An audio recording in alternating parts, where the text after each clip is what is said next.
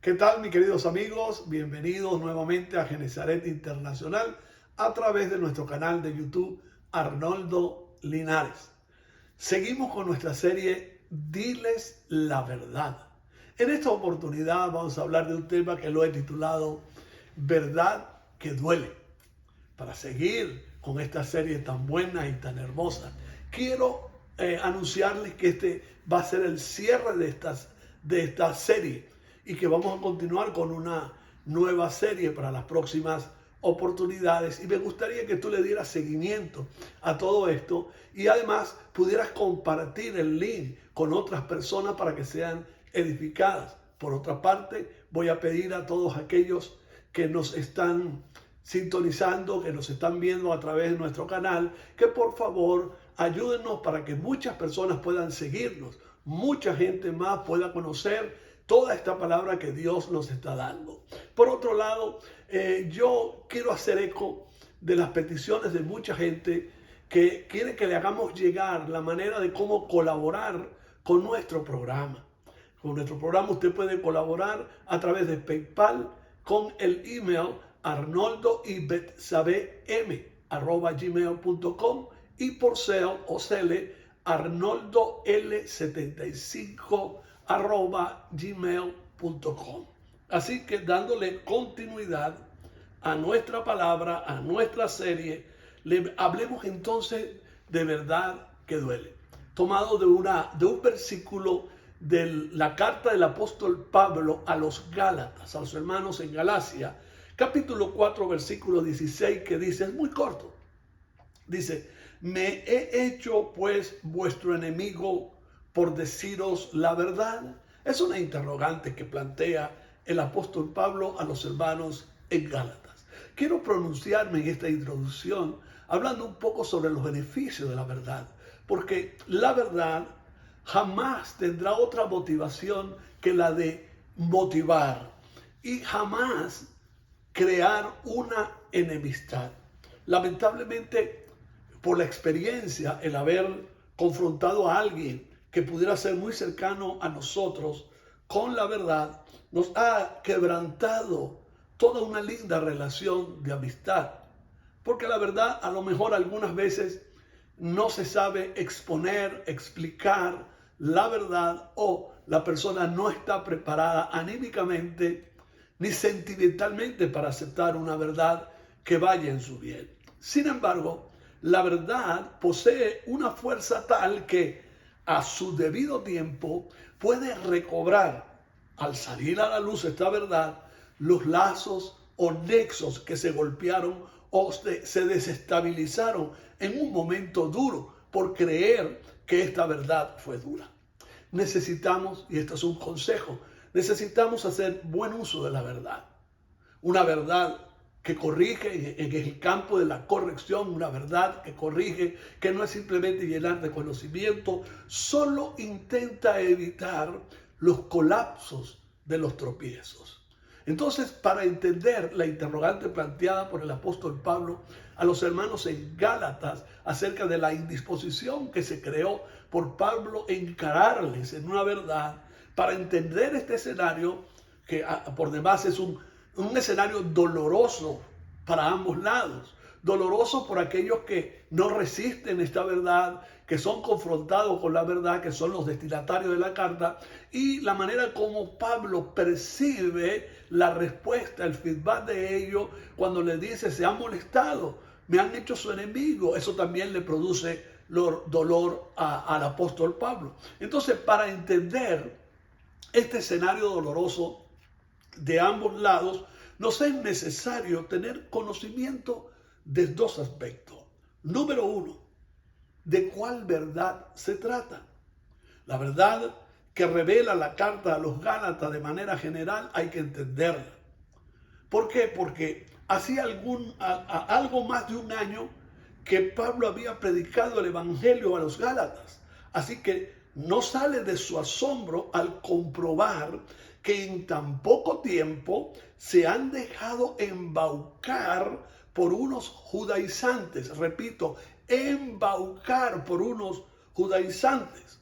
Y esto trae como consecuencia que Pablo le envía esta misiva, o lo que nosotros conocemos como epístola, con algunas palabras que aparentemente son fuertes y que para algunos quizás fueron ofensivas y dolorosas, pero se escuchan palabras como esta y tal parece que aún nosotros, si nos dicen estas palabras, si no estamos sintonizados con nuestro carácter y con la intención de una verdad, es posible que podamos reaccionar muy parecido a los hermanos en Gálatas.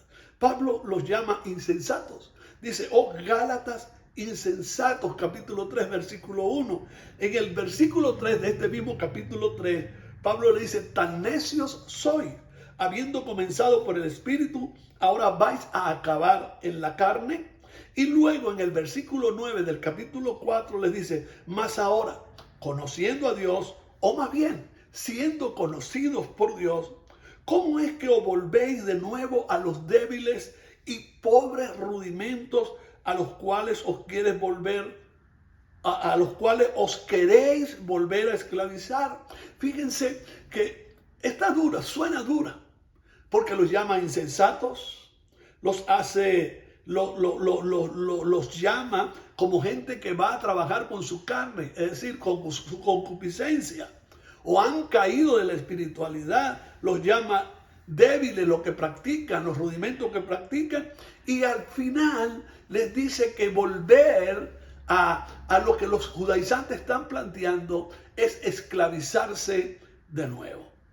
Pablo termina esta serie de palabras tan duras diciendo, me temo de vosotros que haya trabajado en vano con vosotros.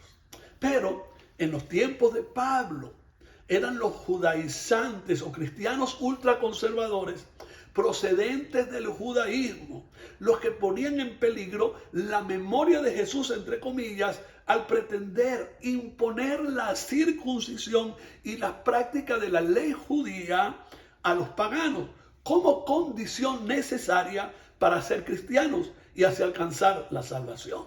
Esto era en realidad lo que estaba ocurriendo entre los Gálatas.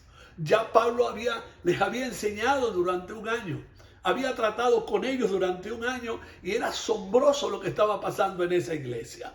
Entonces, no era una cuestión simple o una simple cuestión de rito religioso. Escuche bien, por eso es que el apóstol reacciona de tal manera.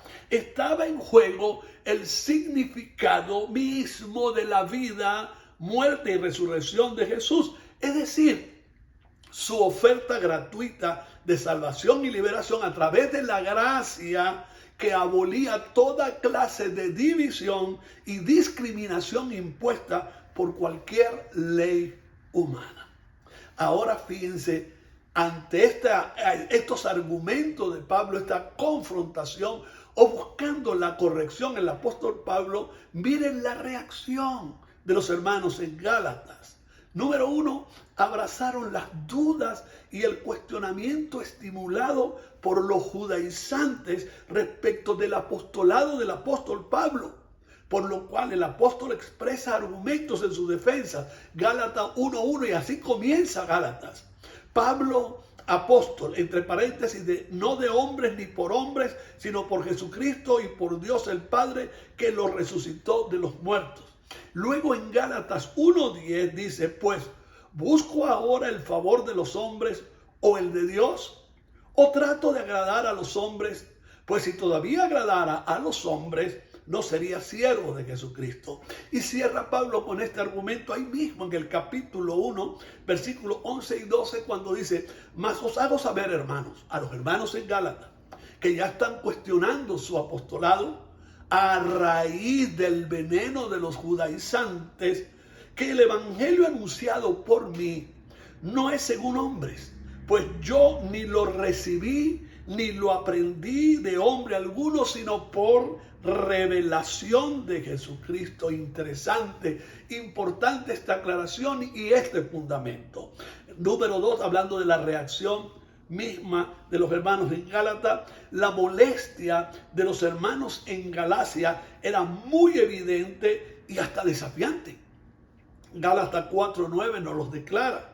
Pablo le dice, ¿cómo es que os volvéis de nuevo a los débiles y pobres rudimentos a los cuales os queréis volver a esclavizar? Estaban retando a Pablo y la enseñanza, la instrucción que tan de buen corazón el apóstol Pablo le impartió.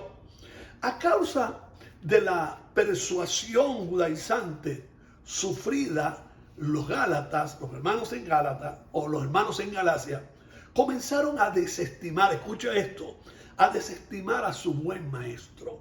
Mire lo que dice Pablo y hay que inferirlo en lo que Pablo está diciendo. Gálatas 4:14 dice, y no me despreciasteis ni desechasteis por la prueba que tenía en mi cuerpo. Esa fue la primera vez cuando él llegó a los Gálatas. No lo despreciaron, no lo menospreciaron, no lo desecharon a causa de una enfermedad en su cuerpo.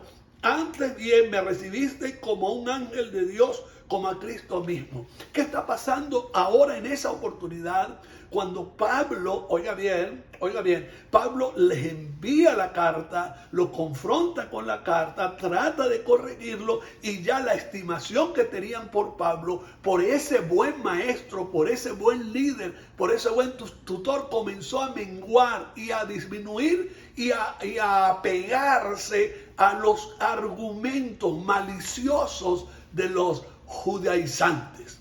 Cuando yo hablo de los argumentos judaizantes, no me estoy refiriendo a los judíos. Estoy hablando de aquellos que asumen la doctrina judía para insertarla en la fe de Cristo, exigiendo el cumplimiento de la ley en todo lo que tiene que ver con el proceso de salvación, que no es por obra, sino por la gracia del Señor. Los judíos no persiguen el proselitismo en los cristianos, pero hay una grave amenaza con aquellos que, llamándose mesiánicos, judíos mesiánicos, quieren interferir en la gracia del Señor, queriendo poner sobre la iglesia cristiana algunas cargas, costumbres y hasta normas y ordenanzas de la ley. A eso me refiero. El segundo aspecto es el siguiente. Pablo, con la exposición de su verdad, atiende al crecimiento y formación de sus hijos espirituales. Pablo podía estar a muchos kilómetros de distancia, a muchas millas de distancia, pero lo que se puede ver de Pablo como maestro y como apóstol es que Pablo atendía a su gente no importando la distancia. Yo estoy seguro que si Pablo hubiese tenido todos los recursos que tenemos nosotros, también estuviera utilizando la internet y utilizando las redes sociales, la social media, la estuviera utilizando para poder atender, como lo estamos haciendo nosotros, aún desde lejos, para nuestra iglesia en Europa, para nuestras iglesias en Sudamérica. Así mismo lo estamos haciendo nosotros. Así que el apóstol Pablo, con la exposición de su verdad, que a los hermanos en Gálata le dolió, ¿verdad? Atiende lo que quiere, la intención es atender el crecimiento y formación de sus hijos espirituales, no importando la distancia. ¿Por qué? Porque esto es parte de la buena batalla que tiene el apóstol. Esta batalla hay que verla, escúchame bien, sin el rótulo de violencia o acoso o presión. Es una vigilancia continua como una vigilancia continua como la de un genuino tutor. Porque todo buen tutor o padre espiritual posee una meta. En el caso de Pablo, ¿cuál era su meta? Él lo dijo claramente: hasta que Cristo sea formado en vosotros. ¿Hasta cuándo tenemos que nosotros enseñar, seguir a la gente, cuidar a la gente, cuidarle su doctrina, cuidarle sus convicciones, cuidarle su pensamiento, cuidarle su profesión de fe, hasta que Cristo sea formado en ellos? Y era la intención de Pablo con esta verdad. Dice Gálatas 4:19, hijitos míos, por quienes estoy sufriendo nuevamente los dolores del parto, hasta que Cristo sea formado en ustedes. Óigame esto, y esto es un consejo que le doy a todo discípulo, a todo aquel que está recibiendo de una u otra forma como aprendiz la palabra del Señor. Y también a todos aquellos que ya son discípulos, que están formando discípulos. Escuche bien esto. Cuando las motivaciones de quien nos corrige poseen una meta de bienestar, entonces estamos en presencia de un maestro, tutor, padre espiritual genuino. Un maestro genuino, un tutor genuino y un padre espiritual genuino. Sus verdades algunas veces pueden sonar exigentes, pero contienen la mejor intencionalidad. La buena batalla de la cual estamos hablando, del apóstol Pablo, y que tiene que ser la buena batalla de todo maestro, de todo alumno, de todo discípulo. La buena batalla en el campo de la formación de discípulos se puede emprender con edificación, escuche bien, exhortación y consolación. Jamás se pretende corregir y confrontar por motivos de un mal carácter. En este caso de Pablo, que se corría la matriz de que Pablo tenía mal carácter y que por eso confrontaba duramente. Pablo, su fin era motivar, pero lo que hay que corregir, hay que corregirlo. Y como siempre lo he dicho, lo que no se corrige tiende a repetirse. Y lo que tiende a repetirse tiende a destruirse. Y eso hay que tenerlo claro, y lo tenemos claro nosotros los maestros. Y lo tenía claro el apóstol Pablo cuando hablaba su verdad tan cruda, tan desnuda, tan transparente. Pablo mismo reconocía la fuerza de sus palabras, pero presencialmente Pablo era afectuoso, delicado, sensible y sociable. Por eso 2 Corintios 10:1 dice: yo Pablo, escribiendo Pablo y hablando Pablo, yo Pablo ruego por la mansedumbre y ternura de Cristo, yo que estando presente ciertamente soy humilde entre vosotros, mas ausente soy osado para con vosotros. Luego en la segunda carta a los Corintios 13:10 dice: por esto os escribo estando ausente, para no usar de severidad cuando esté presente, conforme a la autoridad que el Señor me ha dado para edificación y no para destrucción.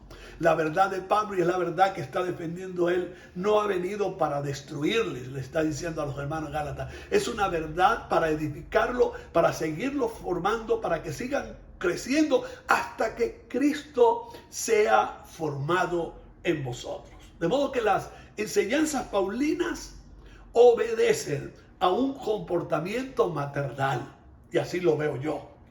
Así se lo manifestó a los tesalonicenses y en el resto de sus epístolas, está claro. Solían ser fuertes en su contenido, pero con el afecto o amor de una madre protectora. En la carta a los filipenses, en la primera carta a los tesalonicenses, capítulo 2, versículo 7, dice: antes fuimos tiernos entre vosotros. Escuche, como la nodriza que cuida con ternura a sus propios hijos. Finalicemos con estas dos conclusiones. Y quiero asomarle la petición que nos han hecho las personas. Por favor, si usted quiere contribuir con nuestro programa, con este ministerio, como así lo ha manifestado, por favor, a través de PayPal puede enviarnos sus ofrendas, sus primicias, sus regalos, para compartir con este programa a través de nuestro email arnoldoybetsabem@gmail.com y a través de Cele arnoldol75@gmail.com. Estas son las dos conclusiones. Pablo escribe 2 versículos claves que revelan finalmente la enseñanza y la finalidad de esta verdad. Dice Pablo en Gálatas 4:19: hijitos míos. Mire la ternura con que habla Pablo. ¿Quién habló semejante a Pablo en estos términos? El apóstol Juan. Y decía que el apóstol Juan es el apóstol del amor.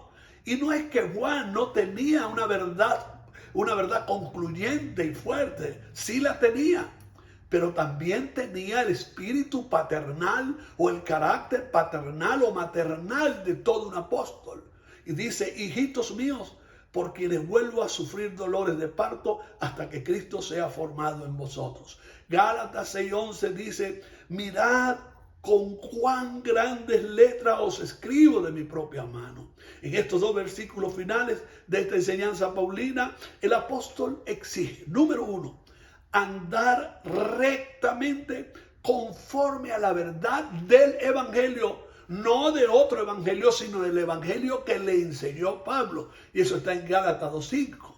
Y andar hasta que Cristo sea formado en vosotros.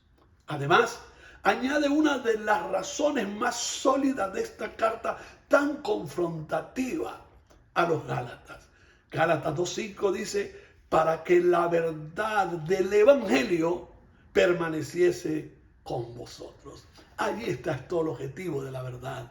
Ahí está la meta de la verdad de Pablo. Ahí está la rigurosidad, la fuerza, el dominio, la templanza con que Pablo dice esta verdad, que algunos tienden a tomarla como una ofensa. Pero esta verdad va a quedar. Esta verdad tiene la fuerza de recuperar las grandes líneas de las amistades, de las buenas relaciones. Por eso, imposible que una verdad como esta pretenda hacernos daño. Por el contrario, la verdad de Pablo, la verdad que predicamos del evangelio de Cristo, del evangelio del reino, va tras la unidad, las relaciones afectivas, las relaciones de amistad, el compañerismo, la fraternidad. Persigue también la convicción, refuerzo de la convicción. Y número 3, la permanencia en Cristo hasta que sea formado en nosotros y hasta que Cristo venga. La verdad nunca ha venido para dañar, ni nunca vendrá para destruir. Aunque sea fuerte, la verdad viene para sanar, para construir, para edificar y para impartir vida. Que Dios le bendiga y será hasta una próxima serie en otra oportunidad.